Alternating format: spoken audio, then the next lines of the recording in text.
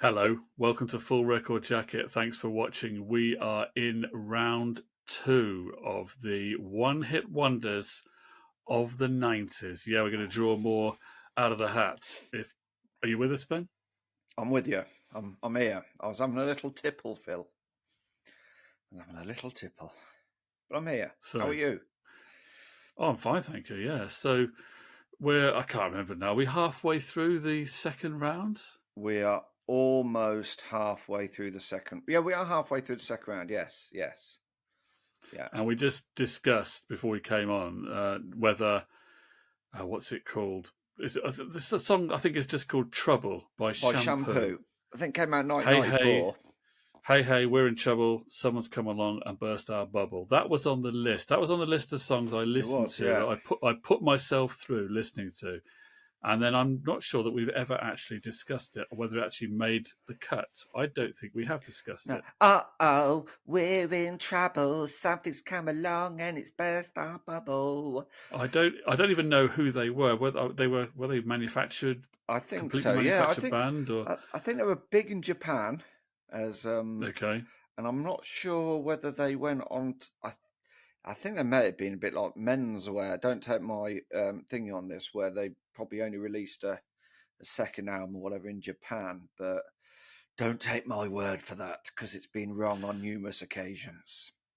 Well, Shampoo didn't make it for whatever reason. We washed them down the sink before round one, They so wash and went. they they played no part in this contest. But No, so what is going to play a part in this round now? I've just taken the top off the bowl, and just to give an insight into professionalism of the outfit that me and you are running, like two cowboys. On top of the bowl is a car for some unknown reason, but got a car and two flags, which is nice. Nice to know that I keep everything in good order. I'm just trying to work out whether there's some kind of musical Um, references there. Was the car a little red Corvette? uh, And no, that's a Ferrari. I think it's an F40. I think. Let's have a look. I'm Yeah, trying to a think of a Ferrari song. F40. I'm trying to think of a song with a flag reference, and I can't think what that would be. No, there's There must be. two Coventry City flags there, and I beneath know. is the Bowl of Joy Okay. with our ones yet to be drawn, and I am the draw keeper. I think that's the word. If it's not, it is now. So you have to say, Phil, ready for the first one. Okay. Let's have it. Okay, let's have it. Right, the first one is one of your favourites, 90s classic. And I know you're a great big fan of this guy. It is Vanilla Ice and Ice Ice Baby. Cool, man. Yeah, yeah, Okay. yeah. In much the same way that being punched in the face is cool, and it's up against. Ooh, it's up against Dum dum dum dum dum dum. Babylon Zoo, Spaceman. Babylon Zoo. Oof. Right. Okay. Well. I think he's gone. I think I said in the last one, Jazz Man. I think he was from Stourbridge or Dudley, somewhere like that. He's made Well. quite a career in the Indian film industry. Well. He's got further than I thought he might do, and now he's come up against Vanilla Ice. So Babylon Zoo.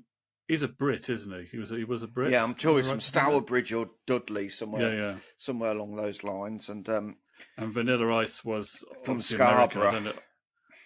Yeah. Skeg Scarborough, North Babers. Carolina. Yeah, yeah. Or wherever in America he was from. I don't even know where he was from in the Do you want me US, to find but out? Are you bothered? well, I'm not Should we especially find out? bothered, No, but no, you might as because well. you've brought it up, so we might as well Well, we don't. He was look a into it. rapper. We don't Well, even know whether he was an East Coast or a West Coast rapper. This is the thing, and maybe we need to know that because Vanilla Ice, of American rapper Robert he Matthew survived Van the Winkle. '90s. He did He survive the survived the 90s. '90s, so he obviously wasn't part of the rap wars. He was from Dallas, Texas. Okay. Well, it actually says here on he was born near Dallas, Texas, yeah, It says their origin, Dallas, Texas, and Miami, Florida. You can't have your origin in two places. You only came from one. But wasn't he on some program on Channel 5 in like the mid 2000s? Something about the farm or Maybe. something like that. Oh yeah, yeah. Okay, that was a kind of a rip off of Big Brother, wasn't it? It was that kind of thing, and they had to They had milk to milk milk cows. cows and that kind of thing. Yeah, yeah. Yeah, Give yeah. birth to piglets or whatever, Well, I don't think they gave birth to or them. I think or the mother pigs. deliver the piglets, whatever Yeah, that kind of thing. yeah, I think so. Yeah, there were some celebs on that. I can't remember, but he probably was. Yeah. I yeah, also believe that he re-recorded the song at some point. I yeah. I believe there's think he another did. Yeah, version. yeah, yeah. Okay, who's going through then? Not that Oh, I care that I much, know you but don't care, but we're I've just supposed thought to of another decide. one-hit wonder that I haven't put in. What's that? Remember, because I think it's next week, isn't it? Eurovision, the world's worst pop competition. 1995's entry, Love City Groove, by Love City Groove. That was a really good Eurovision Song Contest entry and a one-hit wonder. And I think they went on to re-record that about 5 or 6 times because it was the only Okay, song that they had. I can't remember it very well. Was that like a sort of In urban the soul, urban morning, when R the and B sun kind of thing? shines down on your Okay. body, no, we're So are you saying making that? love What are now. you saying? It was? Are you saying it was good? Genuinely good? It was, as far as Eurovision songs go, and I know it's not a high benchmark in which to set the musical precedent. Yeah, it was all right. It's better than Katrina and the Waves, that's for sure. So Okay, so it was just like a maybe like a regular chart song kind of thing. Not it, too rubbish, yeah, it not was a too bit great, but not too bad. Okay. urbany, had a little bit of hip Well, hop vibe.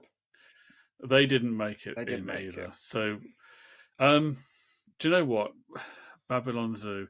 Do you know what? I actually don't really desire to listen to either of these. Although I do find the Vanilla Ice one slightly entertaining because it's so cheesy. I kind of enjoy it, and it's got the Queen and David Bowie sample in it, Yeah, and it's yeah, kind and of. it's got the I, really 90s video as well with the really bad dancing. but I also would have to. I couldn't really argue against someone who made the case that the Babylon Zoo track is a better record. Um, so I don't know. I can't decide which one to put through. I'm feeling slightly contrarian, and I want to put Vanilla Ice through. I would put Vanilla Ice through because I think Vanilla Ice, I think that song's a little bit more iconic. I think it's, It is iconic of the '90s. It's more remembered by more people, isn't it? yeah, and like we said before, it includes the line, word to your mother. Well, we're clearly not too worried about our credibility, so we may as well just go ahead and do it, Don't put Vanilla Ice through. at the risk of offending and outraging So many out Herbert there. Van Dinkle Winkle is through to the next round, and Babylon Zoo isn't. Babylon Zoo. Someone from Babylon Zoo has escaped the competition. He's good at these. We've sent him off into space, man. You're good at these. Oh, I do enjoy Right. that, Phil. Right, next one up. Are you ready? Now, I know you don't think this one should have been in here, but it is in here. Oh, Uh, don't tell me it's Sinead O'Connor It again. is everybody's favourite sane Irish person. Nothing compares to you, Sinead. Sinead O'Connor. And she is up against. Yeah. Let's have a look. Look. So you know, look, I am being. I've It, been to a pub in Dublin, and I think I may be misremembering this, but I was told I think that it's a pub where Sinead O'Connor performed, where before she was signed. yeah. I just thought I'd throw that in there, no particular reason. Well, I used to work with a guy who ran a pub in Blackburn where Susan Boyle used to sing. Okay, There you go. It's up against How Bizarre by OMC. OMC, how bizarre. Okay, How bizarre, how bizarre. oof. Well, this is a really difficult one because they're so different, aren't they? You know, They are complete. One's very pulling at the heartstrings, somber, very sort of melancholy, and the other one isn't. they are completely different ends of the happiness spectrum. Yeah. Okay. Nothing Well, we compares. you know I have this opinion that Sinead O'Connor maybe shouldn't have been in it as a one-hit wonder, although she is probably as much of a one-hit wonder as some of the other acts on this bill, and she's in, so I shouldn't talk about that as being a But is factor that for more putting her because out. Prince wrote that song more than anything? Well, maybe to a degree as well, because that's kind of, but then it's the artist is the one-hit wonder, aren't they? Or the record is the one-hit wonder. It's Yeah, the yeah. one hit for that artist. So even if the song has been written by an established, successful writer who's written lots of hits, I suppose it's still a one-hit wonder. I suppose if some of these artists that did the Lennon McCartney songs in the '60s and just had one hit, they're a one-hit wonder, I suppose. Um, whether that was was it Marmalade? Did Oobla Dee Oobla Da? I don't know if they had another hit Yeah. after that, but As they that would say, have been. don't hate the player, hate the game. But Don't know if anyone yeah, of course, actually says obviously that. some of those people who did the Lennon McCartney songs, just as an example, those songs quite often were known by the public in the Beatles versions as well. Yeah. Um, some of them weren't. Some of them had not been released by the Beatles, like Billy J. Kramer or whatever. But with the Sinead O'Connor one, of course, although it was written by Prince, most people didn't know the song at all, and he himself had not released a version at that time. It had been done by this obscure group, The Family, that he'd been producing in America, and they did it and they released it and had a video with it and everything. I don't think it was a huge hit. It certainly wasn't a hit in this country. I don't know how much of a hit it was in America. It certainly wasn't a sizable hit here, but it had been done in 1985 by this band, and then Prince filed the song away and forgot about it, and it was Sinead O'Connor and her team that brought it back. Back to life. Um, and he didn't really like the fact that she'd done it. He was always a bit snotty about it, I think, because he hadn't been asked for his approval. And Prince had this thing. I don't know. Do you want me to digress into No, this? no, I, no. I mean, I Digress. can We like a digress little bit into. of Prince Prince digressing. had Prince had this opinion because obviously in the '90s he had a big bust up with Warner Brothers, and it was all over artistic control of his records. But he had this belief that um, songs, because of course once a song is published, anybody can record a cover of it, and you don't need to get permission from the owner of the song unless you change it. If you change it, you have to get their permission. But otherwise, if you just do a straight cover, you can do it. They get the royalties, of course, if you make money from it, but they can't stop you releasing the version. And that, of course, has always been the case going back, you know, To across the the history dawn of of recorded time. music. Yeah. So Prince had this view that because he'd written the song, he owned the song, and therefore he should have this. He should, because he said that music was the only art form where someone was able to take your work and do what they want with it and make it and make money out of it themselves, whereas you couldn't take a painter's painting and go and do your own version of it. Well, you You could, but could. yeah, I mean that was you Same with, could, but then you could say that someone's written a but play, it's not and so. the original Shakespeare plays. Other people have taken them on in different forms. They've reinterpreted them, so you can say in a way that's kind of true, isn't it? That plays are performed Yeah. by different people, and the writer of the play has no control over the style in which it's done. So I'm not sure whether he had a completely good argument there, but he definitely didn't like the fact that people recorded his songs without him having an input into them because he was a bit of a control freak. But having said that, it was a bit hypocritical as well because he did do covers of other songs sometimes, and I'm not sure that he consulted the people who had written those songs. Maybe he did, I don't know. I'll give him a ring after Um, this. Have a word with him. but there we are. So he was always a little bit snotty about Sinead O'Connor's version. I think more because of that, not because of the performance. I think if he'd endorsed it, he'd have He said would it was have a loved it brilliant more. vocal. Yeah, he would He have said it was got brilliant. paid. What's he whinging about? Yeah, exactly. So there we go. That was me rambling on about that. But what? Back in I the do room. feel if you want me to vote on quality, I think I'm going to have to vote for Sinead O'Connor on this one because I it's think a I might more have to go the same. I substantial do record. like How Bizarre because I think it's fun. Yeah, It's I'll go with that. unintrusive. It's I don't know why it's one of those songs from the 90s that sticks in my head. It does make you feel good, but I don't think it's as iconic a as song that. as Nothing Compares to You, No, and I think Nothing Compares to You is a higher quality thing. So I'm going with Sinead. She's through again, she's through again. Ding. By OMC. and OMC. OMG. They're out. It's OMC. Ya. Wouldn't want to be you. That's the best I could do. Sorry. I'll be a bit rock bottom. Right. The next one Oh dear me. is the theme song from everybody's favourite 90s sitcom. It is the theme song from Frasier. No, from Friends, The Rembrandts, and I'll Be There For You. And it's up Okay. against. Oh, what's it going to be up against? I bet it's going to be up against something awful. While you're doing that, just in case any Prince fans are offended by anything I may have said about Prince, I should say I am a genuine Prince fan. I mean, I genuinely love You've Prince. got Prince underwear, haven't you? I saw him live 4 times, Oh, did you? so I think I can I can say things about him and not be accused of slagging him off Well, I can tell because you one thing. You ain't going to see him live a fifth time.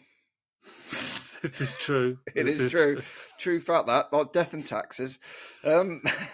Anyway, sorry, Prince fans, but he is dead. And it's up against. I'm going to get death threats, aren't I? I'm going to have, You will. I'm going to have horses' You're heads. gonna get threatening letters in purple envelopes arriving. Yeah, with Purple heart-shaped envelopes, and you open them up, and there's going to be something nasty inside.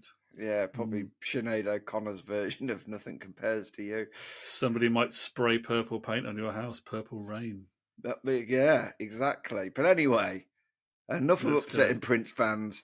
The Rembrandts are up against Jump Around House of Pain. Or Ooh, as I've okay. put it here, House for Pain. So these are both quite iconic of the 90s. People Yeah, they have are, yeah. memories of these, I think. Obviously, the Rembrandt's the theme from Friends. And I mean, it wasn't commissioned. Was it commissioned for Friends, or was it just picked up and used as the I'm theme? not overly too sure, to be fair. I think it was probably picked up and used, I would say. I wouldn't have thought they would have commissioned a Have I track. heard? I'm just thinking in the depths of my mind here. Have I heard a story that there was another song that was in the running for that and it didn't get used? Or am I Yeah, it was something by wrong? Slipknot, I think. So okay, so that's up against House of Pain. Jump Around. That's the one that's the John McEnroe one, isn't it? Yes, yeah. Serve your ass like John Like John McEnroe. McEnroe, yeah. Um, It's quite well, sexy the way you say that. I like the fact it's got a John McEnroe reference in there. Because you're a tennis guy, aren't you? I'm a tennis fan, and I like the Mac. I like he's a controversial personality. You know, I like controversial personalities. So exactly. So yeah, okay. So there's that aspect to it. I'll Um, be there for you when the rain it does starts make to you. fall. It does make a lot of people jump around. Yeah, I do love And then Jump I'll Around be there House of for Pain. you. I'll be there for you. I'm sure there are many people. I mean, I'm not really a Friends fan. I've never watched it much. So I never got into it. But I'm sure there's many people out there who love Friends. I know there are people who love Friends, so I'm sure they absolutely love that tune because they associate it with the show Yeah, and it's all I never feel re- good and I whatever. never really watched Friends until early 2000s because it was always on a certain broadcaster's channel around 6 o'clock. It was always on before The Simpsons, so I used to watch it. Did I tell I've you seen worse comedies. another bizarre thing that just popped into my head? Did you? This is a really bizarre one. Did you know that I've actually seen, although I never really watched the show very much, I actually saw the set of Friends in real life. Oh, did you? What did it come round your house for Yeah, tea? at Warner Studios in Burbank, Hollywood. When I went there once on holiday, you could do a tour of Warner Studios. I'm not sure that's still possible now, but at that time they were doing these tours, and this was in 2000.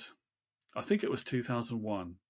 So they were still making it, and you saw obviously lots of different parts of the studios, but they took you into this room.